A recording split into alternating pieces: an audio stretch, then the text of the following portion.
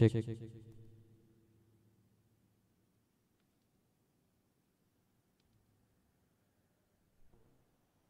Cek.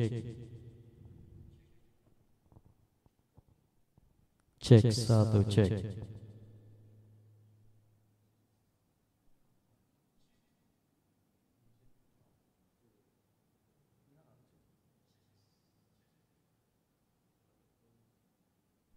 Cek satu.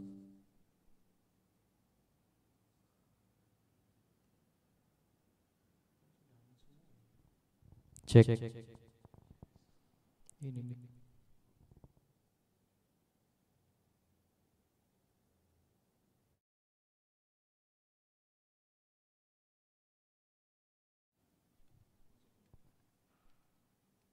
Cek cek.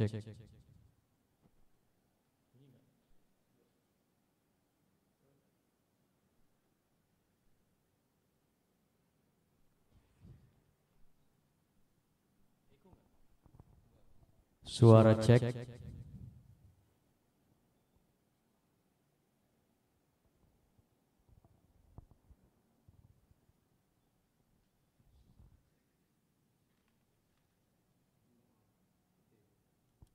Cek cek. Cek satu. Cek.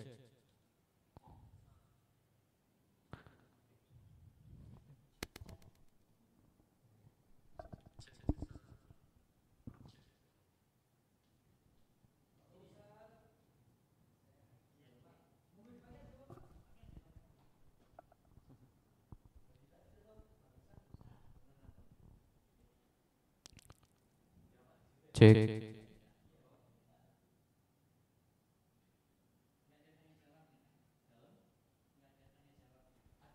Cek satu.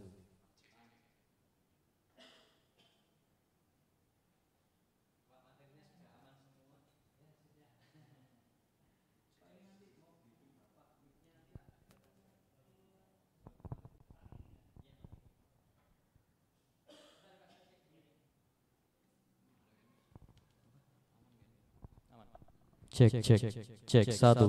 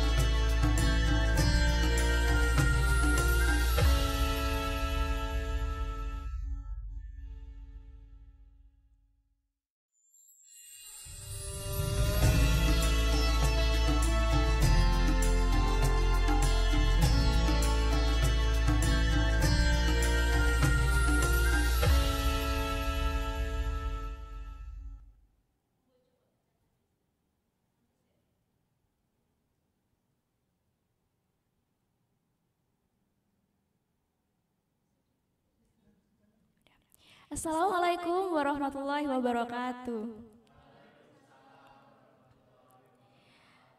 Alhamdulillahirabbil alamin, an'ama alaina bi nikmatil iman wal islam. Asyhadu an la ilaha illallah wa asyhadu anna Muhammadar Rasulullah.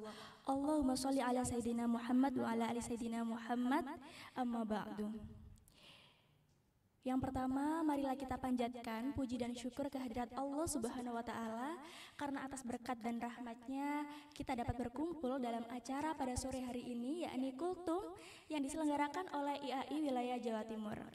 Tak lupa pula sholawat serta salam kita curahkan kepada Habibana wa Nabiyana Muhammad Sallallahu Alaihi Wasallam. Semoga kelak ketika yaumul akhir kita mendapat syafaat dan juga hidayahnya. Yang kami hormati segenap jajaran pengurus juga manajemen IAI Wilayah Jawa Timur dan juga hadirin hadirat yang hadir secara live melalui YouTube.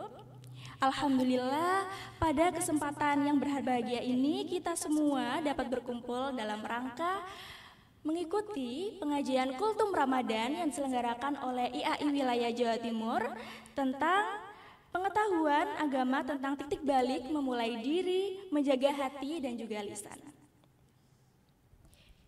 Hadirin hadirat yang dirahmati Allah Subhanahu wa Ta'ala, acara selanjutnya adalah Kultum Ramadan yang akan disampaikan oleh Bapak Dr. Kausar Riza Salman SE. Marilah kita mendengarkan ceramah agama, karena ilmu agama sebagai modal kita dalam mengumpulkan amal di dunia sebagai bekal di akhirat kelak. Langsung saja kepada Bapak Dr. Kausar kami persilahkan. Monggo Bapak. Baik. Assalamualaikum warahmatullahi wabarakatuh. Innal hamdalillah nahmaduhu wa nasta'inuhu wa nastaghfiruh wa na'udzu billahi min syururi anfusina wa min sayyiati a'malina.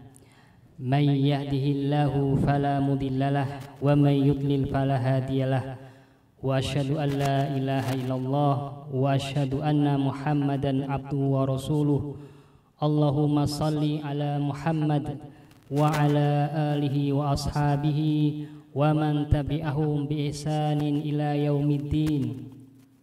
Qala Allah ta'ala, ya ayyuhalladzina amanu taqullaha haqqa tuqatihi wa la tamutunna illa wa antum muslimun. Ya ayyuhan nasu taqu rabbakumul ladzi khalaqakum min nafsin wahidah wa khalaqa minha zawjaha wa bassa minhuma rijalan katsiran wa nisaa wattaqullaha alladzi tasaaluna bihi wal arham innallaha kana 'alaikum raqiba. Ya ayyuhalladzina amanu taqullaha wa qulu qawlan sadida yuslih lakum a'malakum wa yaghfir lakum dunubakum wa man yuti'illaha wa rasulahu faqad faza fawzan azima. Pada para pengurus dan manajemen IAI Jawa Timur, baik yang hadir di ruangan maupun yang hadir di media YouTube, marilah pada kesempatan yang penuh dengan kemuliaan dan keberkahan ini, di waktu bulan Ramadan ini, kita semakin meningkatkan ketakwaan kita kepada Allah Subhanahu wa Ta'ala. Kita berupaya untuk memanfaatkan waktu di bulan Ramadan ini dengan sebaik-baiknya. Kenapa para jamaah? Karena waktu-waktu ini adalah waktu yang sangat mulia, waktu di mana diturunkan Al-Qur'anul Karim. Demikian pula pada saat ini banyak sekali amal kebaikan yang akan dilipat gandakan pahalanya oleh Allah Subhanahu wa Ta'ala. Dalam sebuah hadis yang sahih, Rasulullah bersabda, kullu amal ibni Adam lahu illa siyam fa innahu li Ini hadis qudsi. Fa innahu li wa ana ajzi bih. Yang artinya setiap amal anak Adam itu untuk dirinya sendiri. Dalam hadis juga disebutkan al-hasanatu asyru ila sab'i mi'ati dhi'fin. Bahwa setiap amal itu dibalas 10 sampai dengan 700 kali. Itu amal selain amal puasa. Fa innahu li, maka kata Allah, sesungguhnya puasa ini untukku dan aku yang akan membalasnya. Jadi Allah akan membalas tidak dengan kelipatan yang tadi disebutkan 10 sampai dengan 700, tapi dilipat gandakan tanpa batas. Dilipat gandakan tanpa batas. Kenapa dilipat gandakan tanpa batas? Dikarenakan para jamaah di dalam bulan puasa ini, ya, bulan di mana kaum muslimin berupaya untuk melakukan dan menetapi kesabaran. Makanya ada ulama yang menjelaskan dan juga dalam sebuah hadis disebutkan syahrus siyam, atau syahrus siyam itu sebagai syahrus sabr. Bulan puasa itu disebutkan sebagai bulan sabar. Bulan sabar. Dikarenakan di dalam puasa itu seluruh jenis kesabaran ada di dalam puasa itu. Ketika seseorang berpuasa, maka dia sebagaimana orang sabar itu sabar dalam menjalankan ketaatan kepada Allah Subhanahu wa taala. Maka demikian pula dalam puasa. Kan kita dalam puasa itu dituntut sabar untuk menjalankan ketaatan. Dalam konteks bahasan yang kita bahas sekarang, para jamaah, titik balik memulai untuk menjaga hati dan lisan. Maka hati ini, ya, dikaitkan dengan sabar yang pertama tadi. Maka jadikan hati ini hati yang ridho pada semua takdir dan ketetapan Allah Subhanahu wa taala. Ketika seseorang hatinya ridho kepada Allah, maka akan menghasilkan atau akan berdampak pada, ya, hati yang lurus. Ketika hatinya ridho, maka akan menghasilkan hati yang lurus. Hati yang lurus itu adalah hati yang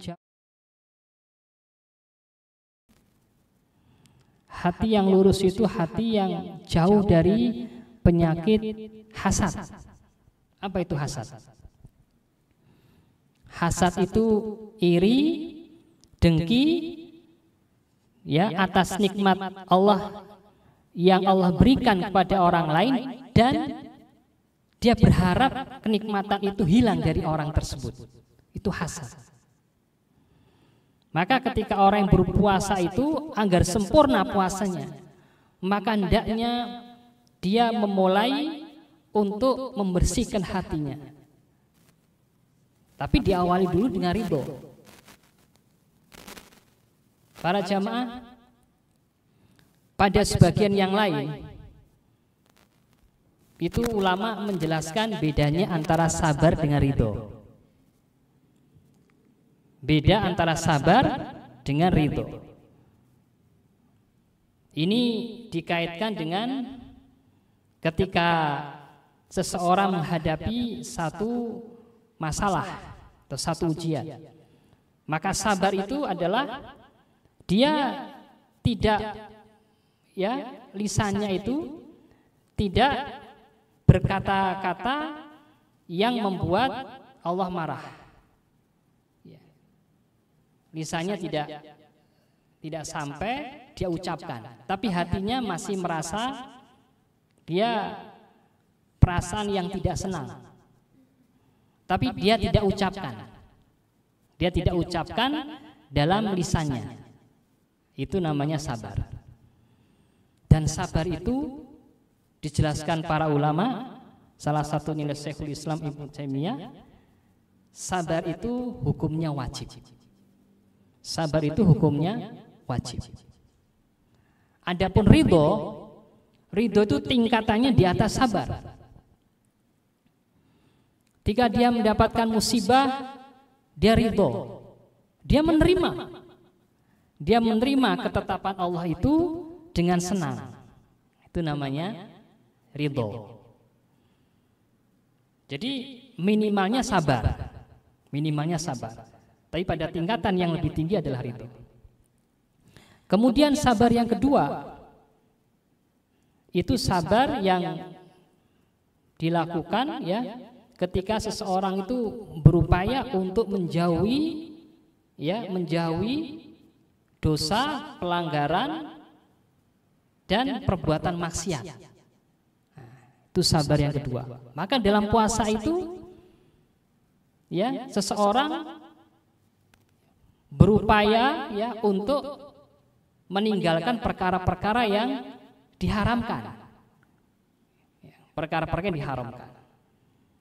Jadi para jamaah, puasa itu disebutkan ya dalam hadis Rasul, laisa siyam ya, bukanlah puasa itu adalah kita menahan dari ya makan dan minum. Ya. Tetapi puasa itu adalah bagaimana kita menahan ya lisan kita dan hati kita dari perkara-perkara yang diharamkan. Meskipun puasanya sah.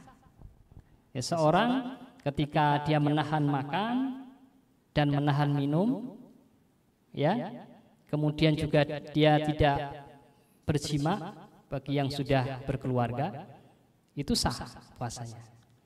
Tapi enggak sempurna. Puasanya enggak sempurna. Dia tidak mendapatkan pahala puasanya kecuali hanya sekedar menahan makan dan minum. Coba perhatikan hadis yang berikut. Kata Rasulullah, "Rubba shaimin laisa min siyamihi illal ju'u wal atas."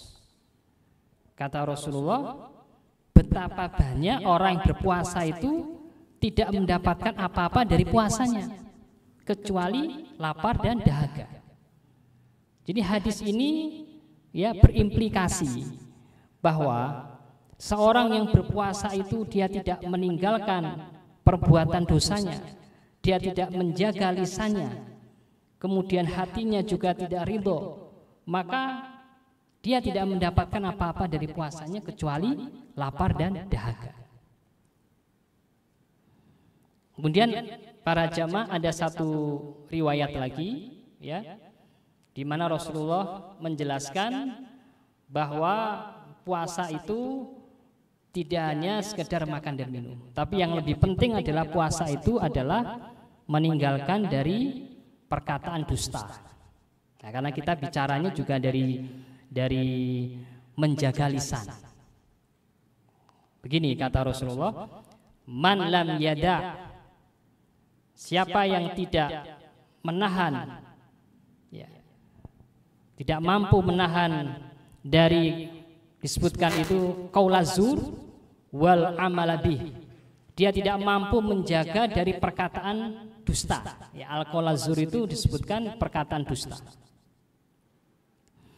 dan bahkan dia beramal, artinya dia melakukan itu, maka dalam hadis tadi disebutkan falaisa lillahi ya, hajatun fi an yada'a ta'amahu wa syarabah.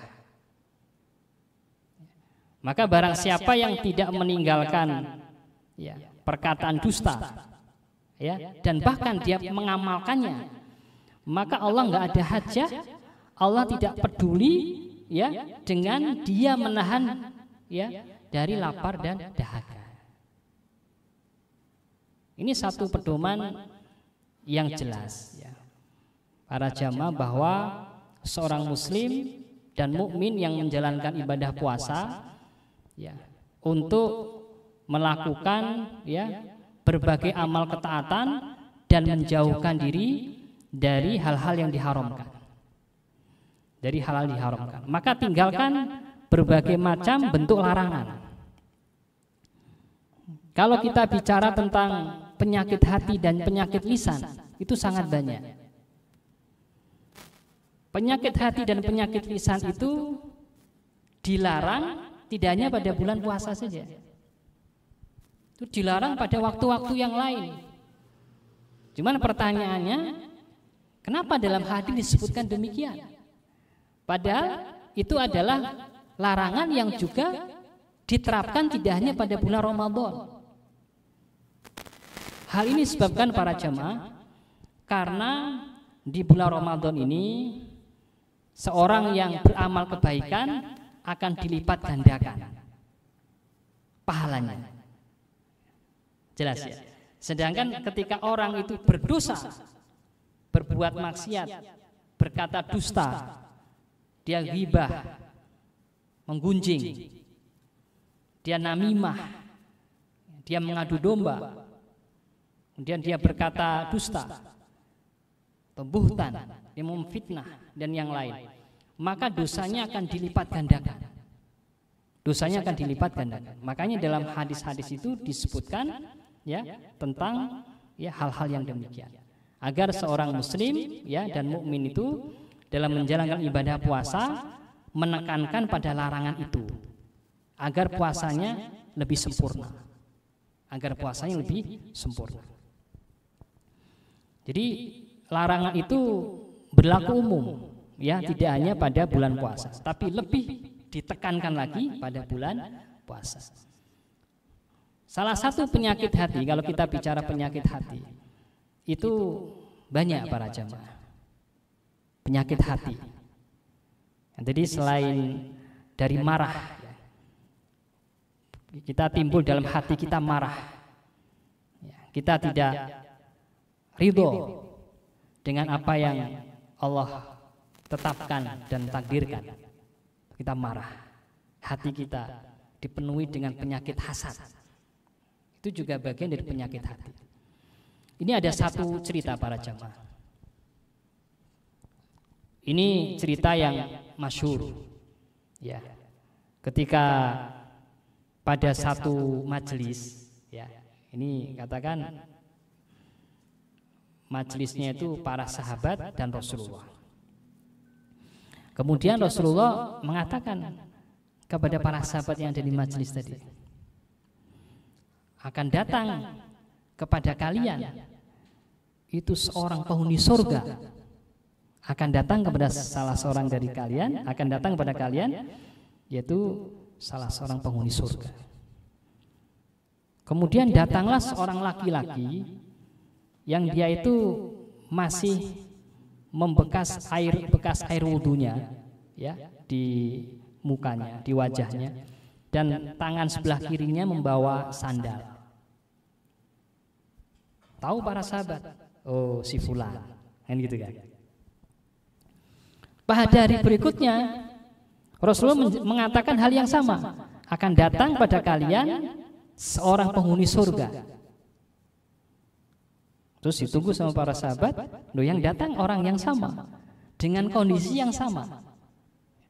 Dia habis berwudu ya, masih ada bekas air wudu di wajahnya, kemudian tangan sebelah kirinya membawa sandal. Sampai pada hari yang ketiga juga demikian. Hal yang sama terjadi. Rasul menjelaskan dan mengatakan hal yang sama. Kemudian ketika pada hari ketiga itu Rasulullah keluar dari majelis. Kemudian salah seorang sahabat yang bernama Abdullah bin Amr bin As, ya, beliau seorang sahabat, orang tuanya juga sahabat, Abdullah bin Amr bin As. Kemudian beliau ini mengikuti laki-laki tadi, diikuti sama Abdullah bin Amr bin As. Kemudian terjadi dialog di antara keduanya. Kemudian Abdullah bin Amr bin As menyampaikan hajahnya kepada laki-laki tadi. Beliau mengatakan, Beliau cerita ya pada laki-laki tadi, wahai sahabatku, saya ada masalah dengan orang tua saya. Ada masalah dengan orang tua saya, kemudian saya berjanji untuk tidak pulang ke rumah sampai 3 hari. Berjanji untuk tidak pulang ke rumah sampai 3 hari. Saya mohon izin untuk bisa tinggal di rumah Anda. Gitu. Kemudian disetujui ya. Dan akhirnya Abdullah bin Amr bin As itu tinggallah di rumah laki-laki tadi. Selama hari pertama, ya Abdullah bin Amr bin As ini melihat tidak ada amal yang besar yang kira-kira Abdullah bin Amr bin As itu lihat pada laki-laki tadi. Di sepertiga malam juga nggak bangun. Tapi ketika beliau lihat, ketika di malam hari laki-laki tadi ya terbangun, kemudian berbalik arah ke tempat tidurnya, berzikir dan bertakbir, berzikir dan bertakbir. Itu aja, nggak melakukan sholat malam, kemudian sampai waktu subuh, dan itu berjalan sampai 3 hari, jalan sampai 3 hari. Kemudian akhirnya Abdullah bin Amr bin As merasa amalan yang ada itu amalan yang tidak terlalu besar. Akhirnya dia izin pulang, ya izin pulang. Terus menyampaikan hal yang sebenarnya. Artinya beliau tidak ada masalah dengan keluarga sehingga harus menginap di sini. Itu sebabnya karena beliau sampaikan, karena Rasulullah ketika menyampaikan kepada kita ketika duduk-duduk di majelis, beliau menjelaskan ada seorang penghuni surga yang akan datang. Dan saya ingin tahu amalan apa yang menyebabkan Anda masuk ke surga. Apa kata laki-laki tadi? Ya seperti itu yang sahabatku bisa lihat. Tidak ada amalan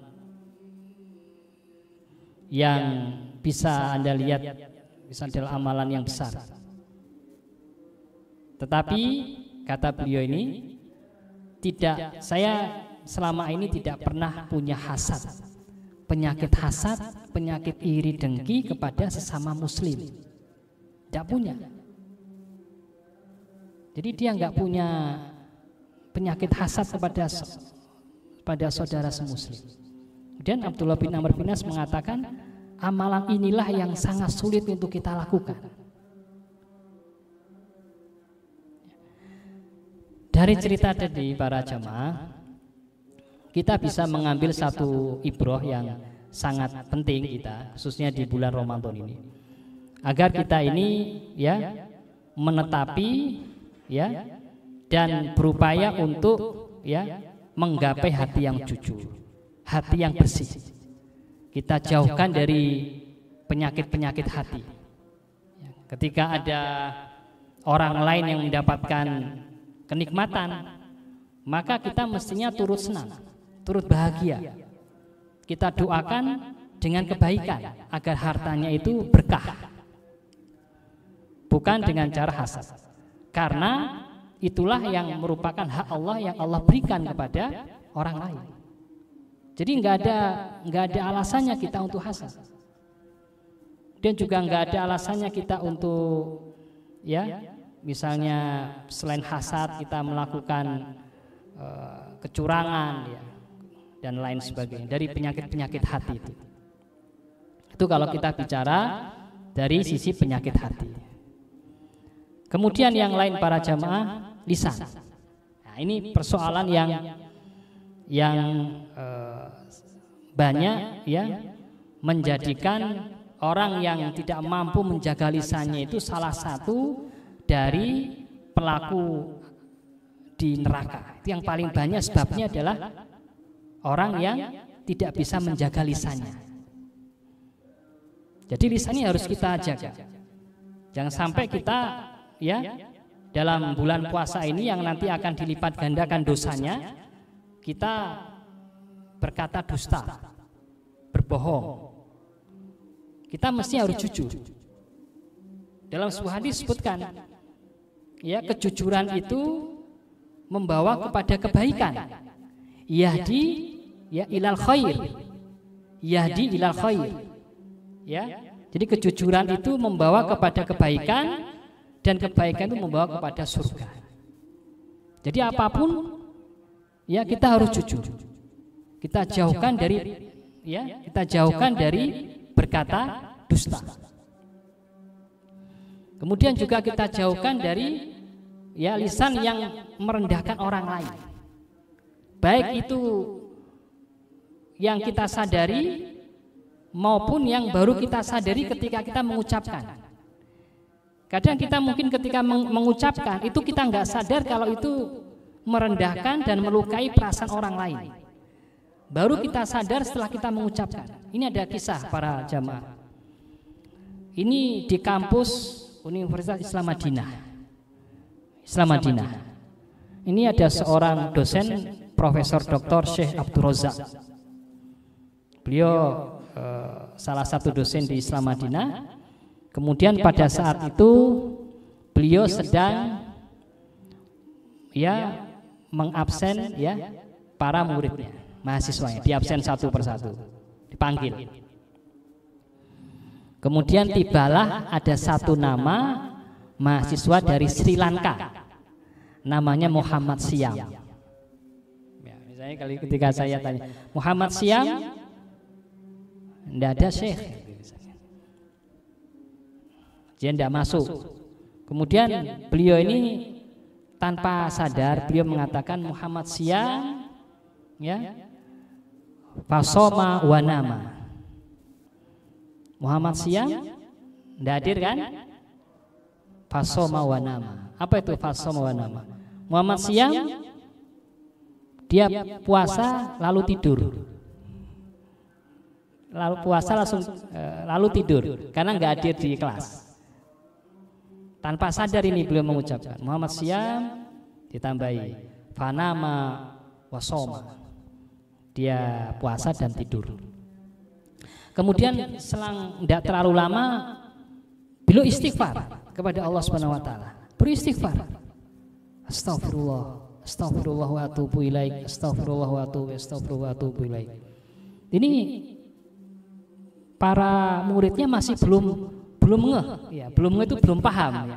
Kenapa ini dosennya kok istighfar? Gitu ya. Karena ucapan beliau itu, ya, beliau lakukan ya tanpa sadar. Beliau setelah itu baru ingat bahwa ini ucapan yang andai kata dia tahu, ya, maka tentu orang yang itu tidak akan menerimanya, atau dia nggak akan ridho dengan ucapannya. Tidur, puasa dan tidur, tidak hadir di kampus maksudnya. Akhirnya beliau istighfar dan akhirnya para jamaah ketika pertemuan berikutnya, ya, diabsen lagi dan masuk ke nama yang sama Muhammad Siam, ya, terus mahasiswanya ada hadir Syekh. Kemudian beliau menyampaikan yang sebenarnya. Beliau ingin minta kehalalan. Mohon dimaafkan atas ucapannya. Beliau cerita jujur. Bosnya kemarin beliau sampaikan setelah namanya Muhammad Siam, beliau sampaikan fanama wasoma. Dia puasa dan tidur. Beliau sampaikan dan beliau minta kehalalan, mohon maaf atas ucapannya tadi. Berkali-kali beliau ngomong, enggak cuma sekali, dua kali, tapi berkali-kali ngomong. Kemudian mahasiswa tadi menyampaikan sudah memaafkan syekhnya, sudah memaafkan dosennya tadi, sudah memaafkan dengan tulus, dengan ikhlas. Ya, tapi beliau masih terus, ya, selain beristighfar, beliau juga langsung minta kehalalan.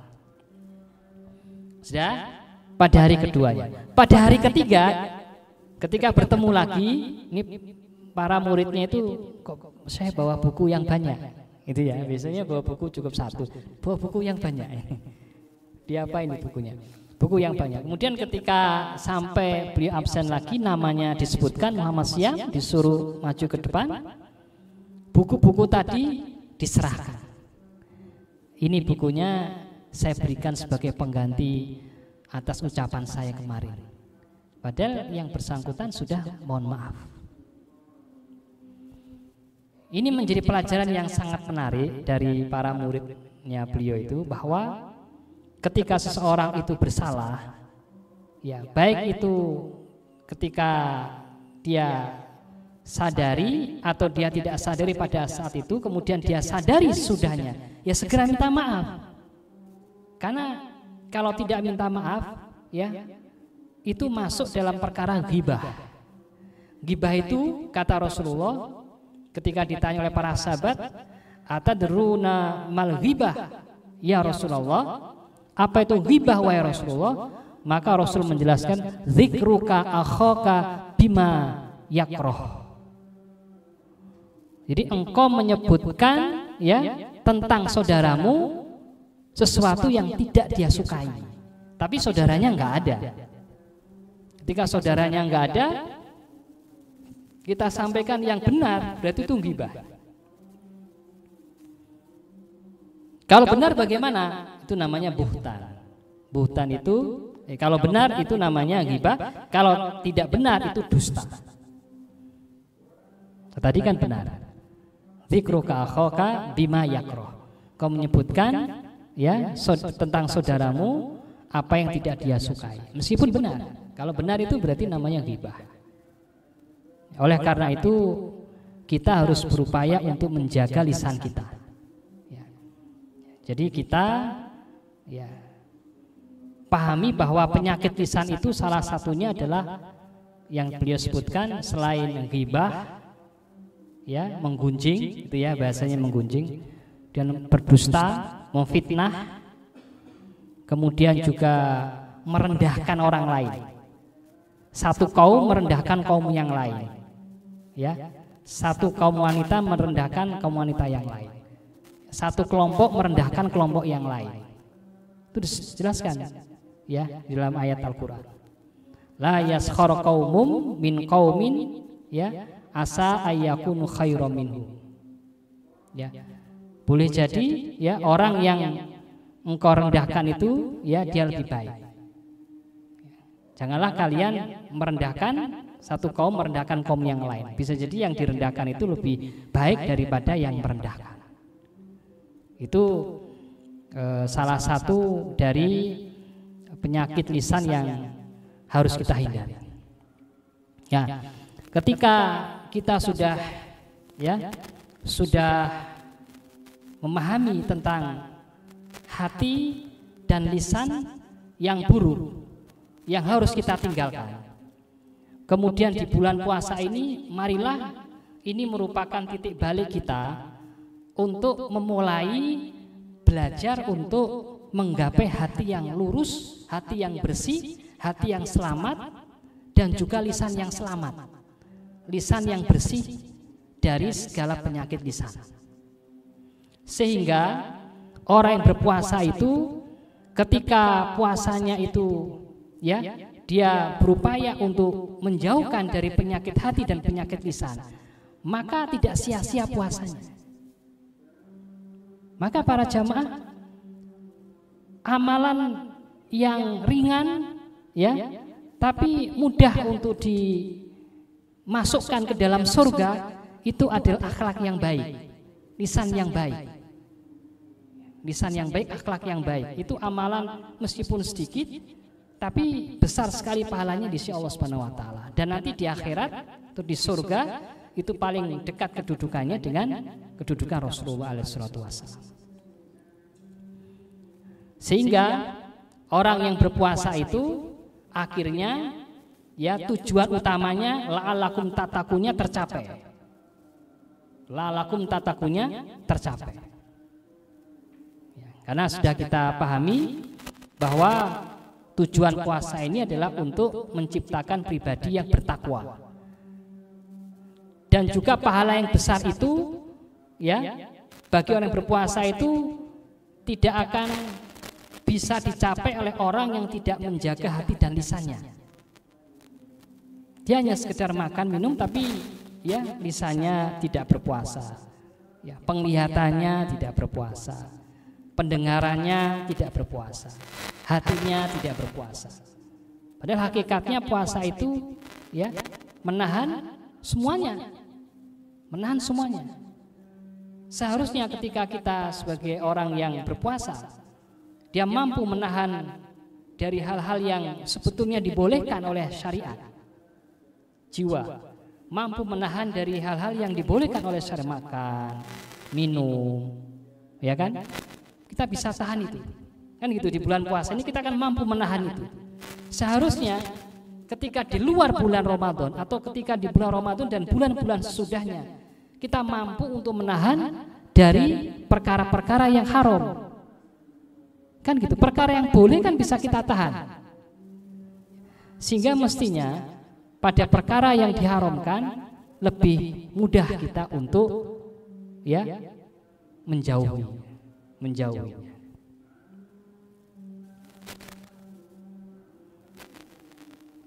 Jadi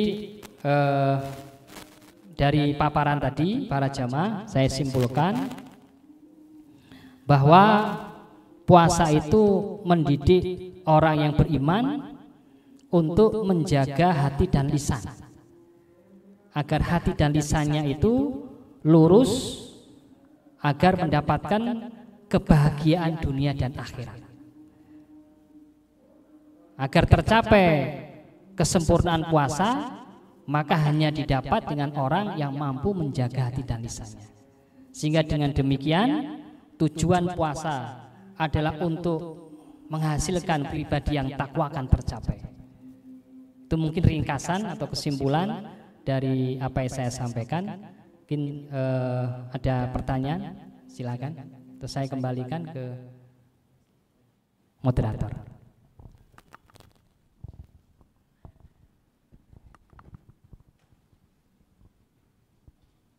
Baik, terima kasih Bapak Kausar atas tausiah-tausiah yang sudah disampaikan. Baik, bagi Bapak, mungkin azan terlebih dahulu.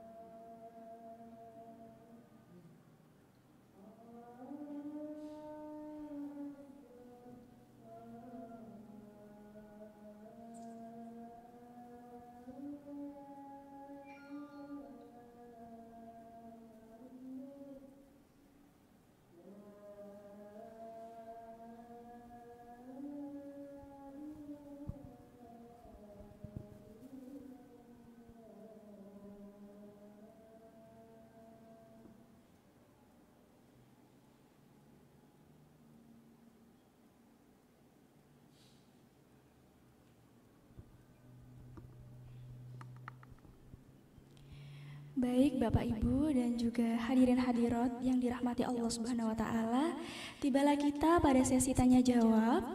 Bagi Bapak dan Ibu yang memiliki pertanyaan bisa ditanyakan langsung kepada Bapak Kausar.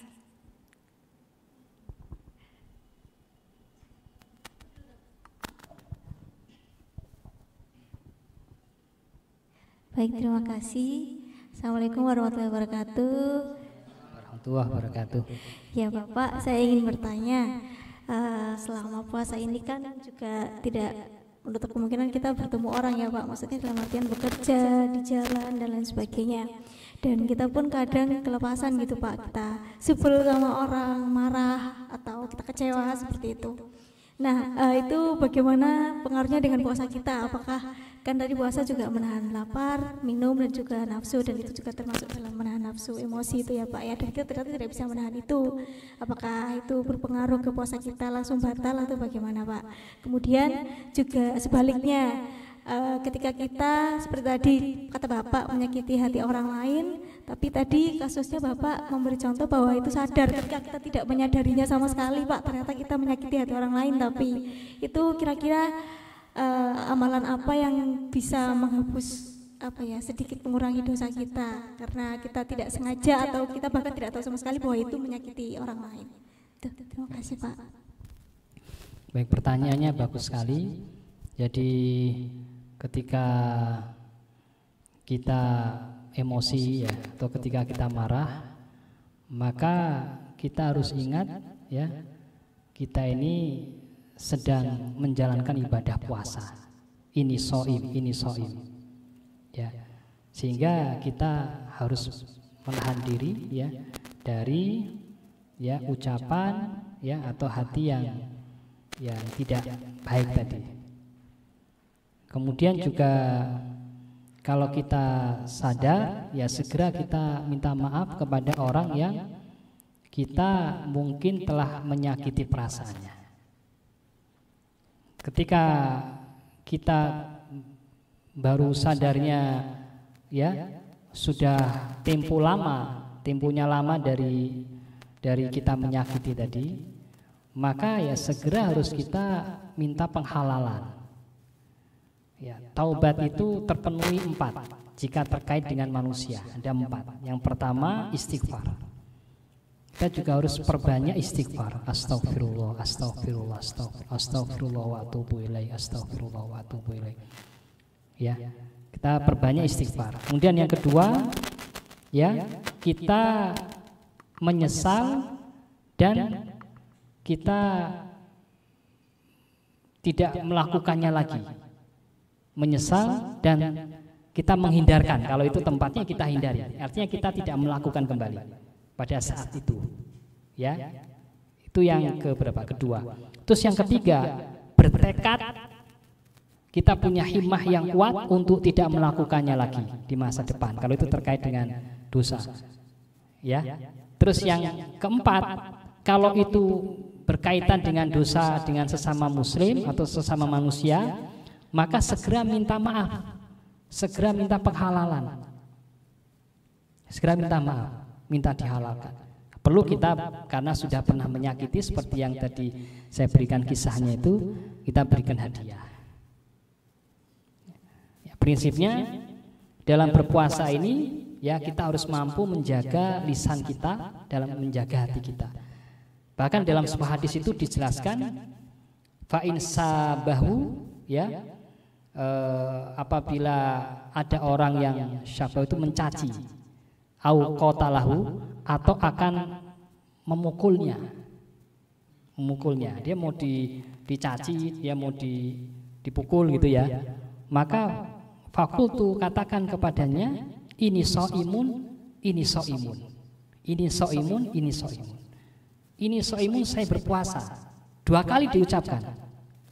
Ya, 2 kali diucapkan. Yang pertama itu untuk pengingat kepada dia bahwasanya saya sedang berpuasa sehingga saya nggak boleh membalasnya. Paham ya? Ini soimun yang pertama untuk dia sendiri. Ini soimun yang kedua untuk orang yang akan mencaci kita ya, atau orang yang akan memukul kita. Kita kasih informasi bahwa kita sedang berpuasa, sehingga mungkin dengan mengingatkannya dia seperti itu, dia tidak melakukan ya hal yang demikian atau tidak lebih jauh lagi. Cukup itu. Katakan ini soimun, ini soimun. Insya Allah mungkin bisa terjawab pertanyaan tadi. Berikutnya silakan. Baik, untuk pertanyaan selanjutnya mungkin dari Bapak dan Ibu serta rekan sekalian.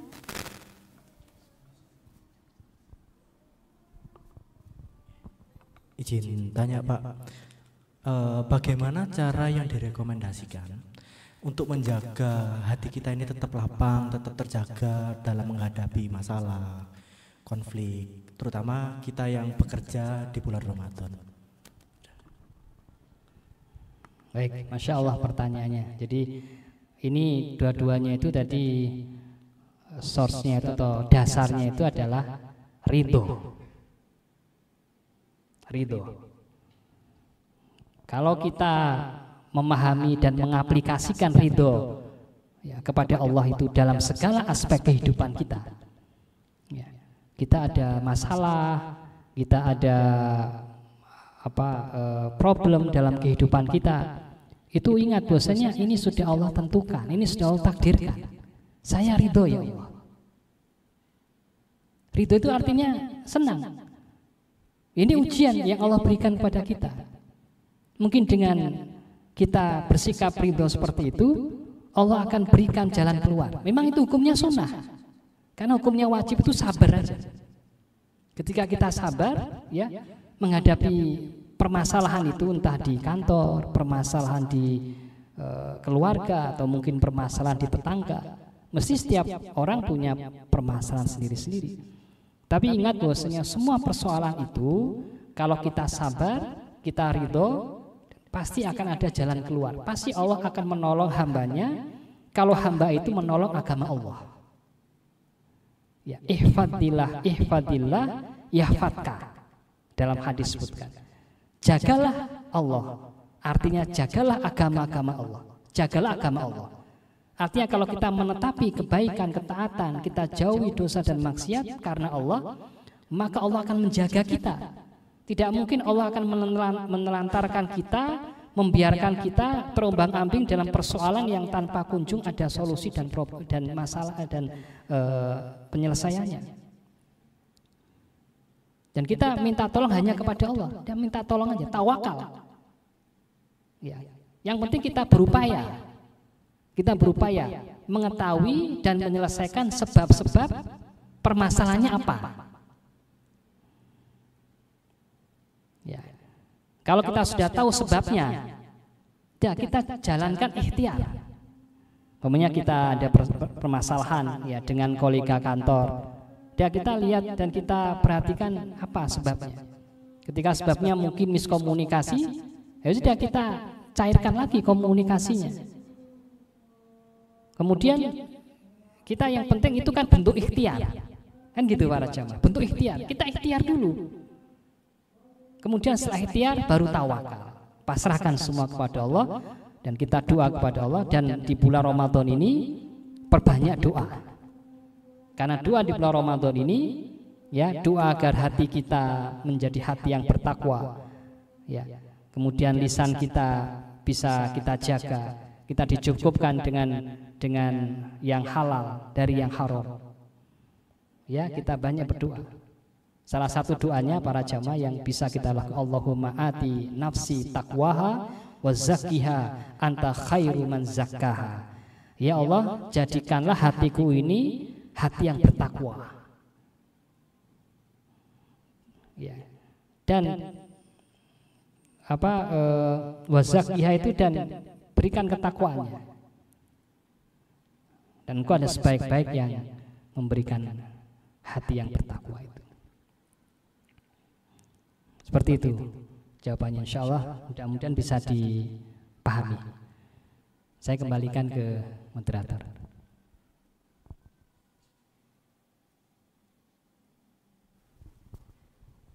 Baik, terima kasih Bapak Kausar atas penyampaian jawabannya. Mungkin dari Bapak dan Ibu serta hadirin hadirat sekalian, ada yang memiliki pertanyaan lagi?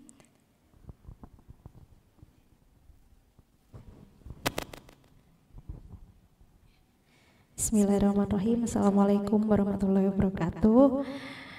Warahmatullahi wabarakatuh. Ya, mohon izin bertanya Bapak, bagaimana pandangan Bapak ketika kita mengingatkan orang bergosip atau tadinya kita nggak sengaja mendengarkan kawan atau rekan kita bergosip atau mungkin menyakiti hati orang lain seperti itu. Namun saat kita ingatkan, orang tersebut malah marah atau menolak. Apakah kita juga berdosa, Pak, karena tidak berhasil mengingatkan saudara kita yang tidak bisa menahan diri dalam menjaga lisannya, terutama di bulan puasa ini? Terima kasih. Baik, Masya Allah pertanyaannya bagus ya. Ini juga yang sering kita masih temui di bulan puasa. Di bulan-bulan yang lainnya masih ya sering lah Pak. Di bulan puasa ya kadarnya berkurang tapi masih ada. Ya, itu kan bagian dari kemungkaran. Kalau bisa ya tahapan-tahapannya itu ya diingkari dengan lisan.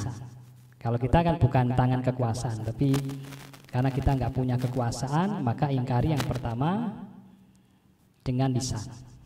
Kita sampaikan ya tentang ya perbuatan menggunjing atau ghibah itu termasuk salah satu dosa besar. Itu bukan dosa kecil, tapi dosa besar. Bagian dari al-kabair, dosa besar menggunjing. Meski itu benar ya, kondisi yang benar, tapi tanpa ada orang yang diperbincangkan. Maka kita sampaikan bahwa itu perbuatan yang dilarang dan hendaknya diganti dengan pembicaraan yang lain. Jadi kasih solusi. Ayo kita bahas ini aja gitu. Dikasih solusi. Kalau misalnya kita sudah mengingatkan itu tidak berhasil, kewajiban kita itu hanya sekedar mengingatkan. Kalau diingatkan setuju ya alhamdulillah. Itu kan yang diharapkan.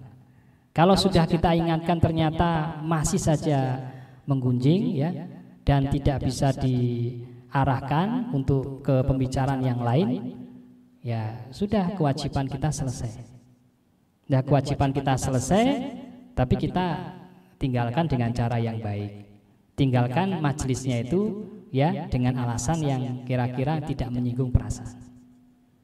Alasan misalnya mohon izin saya ada perlu ke luar gitu. Atau ada izin ada perlu untuk mengerjakan tugas atau apa gitu ya, alasan-alasan bisa kita buatlah. Yang penting kita sudah menunaikan kewajiban dan karena itu adalah bentuk nasihat, maka nasihat itu ya kita sampaikan dengan cara yang baik. Kalau diterima alhamdulillah, kalau tidak sudah tertunaikan kewajiban. Demikian mungkin jawabannya. Baik, terima kasih Bapak Kausar atas penyampaian jawabannya. Mungkin dari Bapak dan Ibu serta hadirin hadirat ada yang memiliki pertanyaan lagi, dipersilahkan.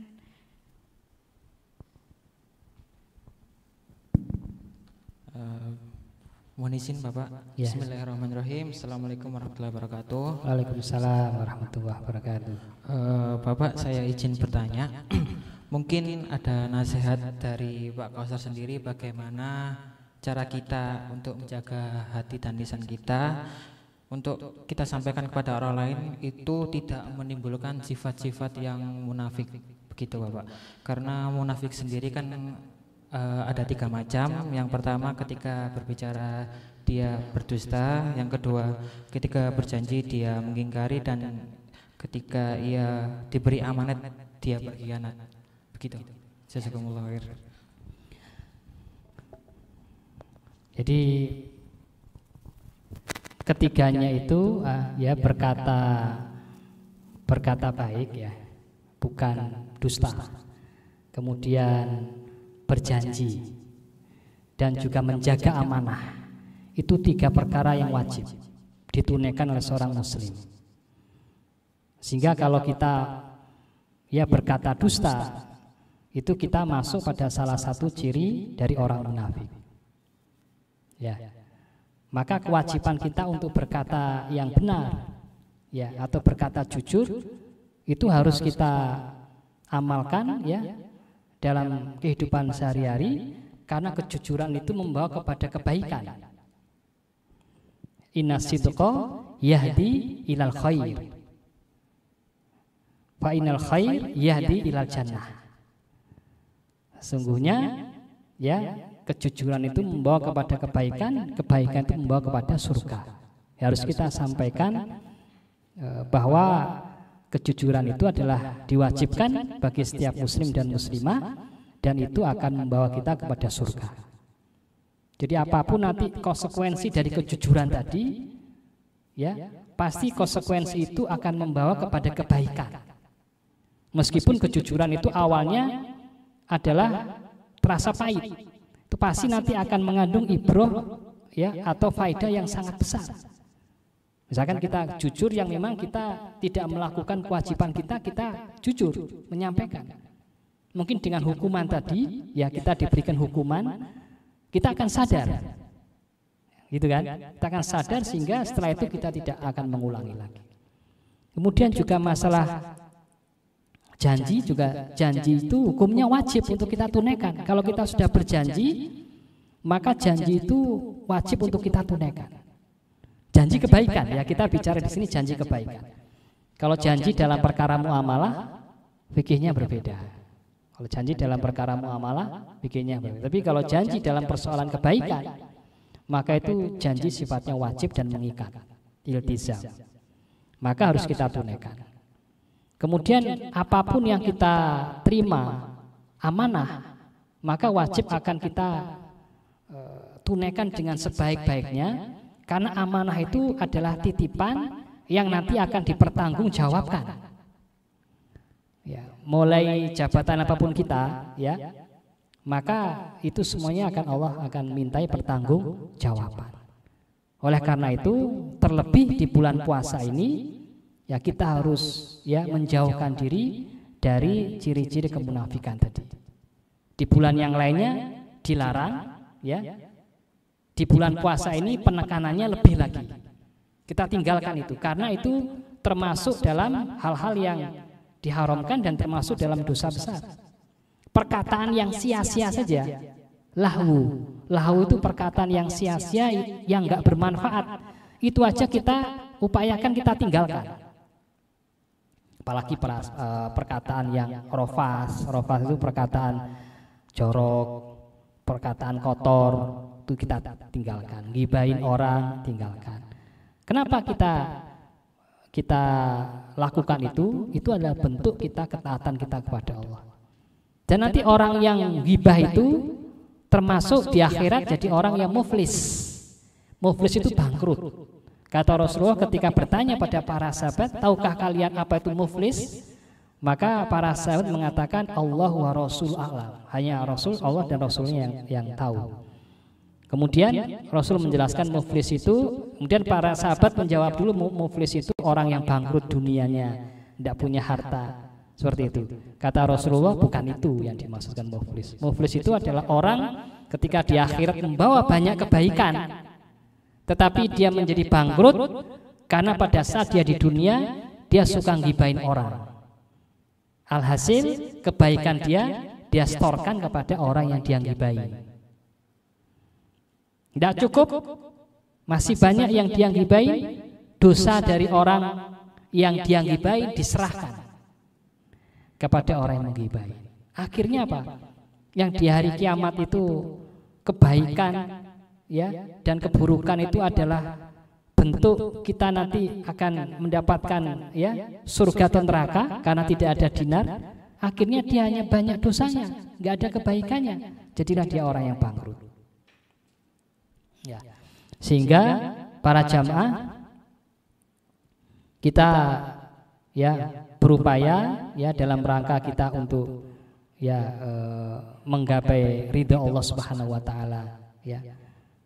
Marilah kita jaga lisan kita. Ihfad lisanak. Ya, ihfad lisanak. Jagalah lisan kalian. Dan jagalah hati kalian menjadi hati yang selamat. Dan juga kita berupaya untuk mengamalkan amal-amal ketaatan. Banyak baca Quran di bulan puasa ini. Yang sebelumnya kita tidak pernah khatam dalam 1 bulan. Pada bulan Ramadan ini kesempatan emas kita, bukan kesempatan perak, kesempatan emas kita yang nggak akan datang. Kita nggak tahu nanti tahun depan kita akan menemui lagi atau tidak. Kita khatamkan 1 kali minimal. Dan banyak kita berzikir. Jadi basahi lisan kita dengan zikir, banyak lisan kita basahi dengan banyak baca Al-Quran dan amal-amal ketaatan yang lain. Karena amal-amal ketaatan itu akan dibalas dengan pahala yang tidak terbatas. Tidak pada hitungan 700, tapi pada hitungan yang tidak terbatas dan hanya Allah yang tahu. Dan orang yang berpuasa yang benar-benar puasanya tadi, itu dia akan menggapai 2 kebahagiaan. Farhatani so'im. Orang yang berpuasa itu dia akan terima 2 kebahagiaan. Yang pertama farhatun ingdal fitri, yaitu kebahagiaan ketika dia berbuka. Dan yang kedua yang paling nanti akan kita harapkan di akhirat, ya, farhatun ingda liqa'i rabbi. Farhatun ingda liqa'i rabbi. Kebahagiaan ketika kelak kita akan bertemu Allah di hari kiamat. Seperti itu. Allah akan membalas kebaikan kita yang tidak terbatas, dan itu tidak akan digapai oleh orang yang hanya sekedar menahan puasanya, hanya lapar dan dahaga. Tapi dengan yang lain, puasakan juga penglihatan kita, puasakan juga pendengaran kita, puasakan juga hati kita, ya, sehingga kita akan gapai banyak sekali kebahagiaan nanti di akhirat. Demikian yang bisa saya sampaikan. Saya kembalikan ke moderator. Terima kasih Bapak Kausar atas penyampaian jawabannya. Baik Bapak dan Ibu dan hadirin hadirat sekalian, mungkin ada pertanyaan lagi bisa disampaikan kepada Bapak Kausar.